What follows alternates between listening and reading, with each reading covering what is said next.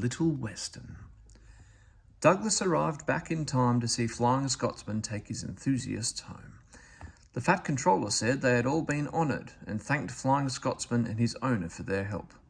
Please tell everyone, he went on, that whatever happens elsewhere, steam will still be at work here. We shall be glad to welcome all who want to see and travel behind real engines. The announcement was greeted with cheers, and Flying Scotsman departed to the strains of "Will You Not Come Back Again?" led, as one might expect, by Donald and Douglas. At last Douglas could tell his news. They were all excited about it and agreed that something must be done for Oliver. "I'm feared," said Donald. "Some murdering diesel might creep in and him there alone, lacking steam even to whistle for help." "You're right," said James. "He won't be safe till the Fat Controller knows."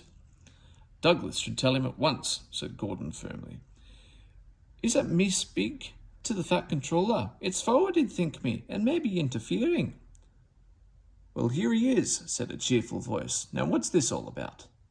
Duck broke the awkward silence. "Beg pardon, sir, but we do need another engine."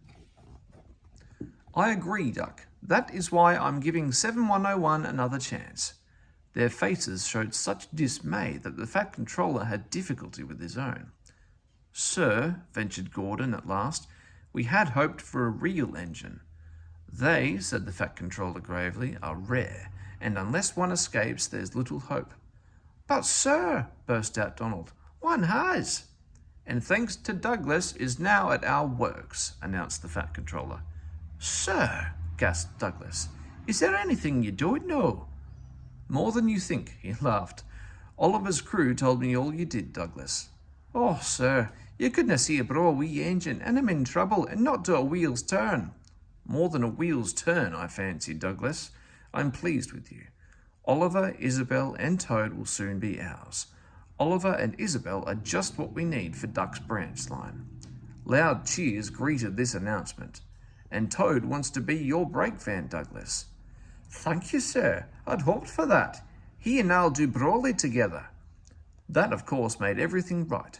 Henry spoke a good word for 7101, and the others gave him a welcome. He had good manners for a start, so Henry didn't find it hard to teach him our ways. 7101 finds them different from those of the other railway, but much more interesting.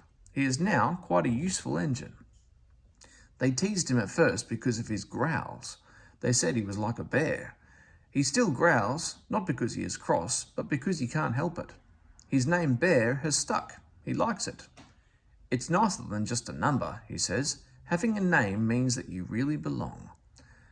The Fat Controller soon had Oliver, Isabel, and Toad mended and painted in full Great Western colours. Then he rescued 3 more Western auto coaches. 2, Alice and Mirabelle, he gave to Duck. The third, Dulcie, joined Oliver and Isabel.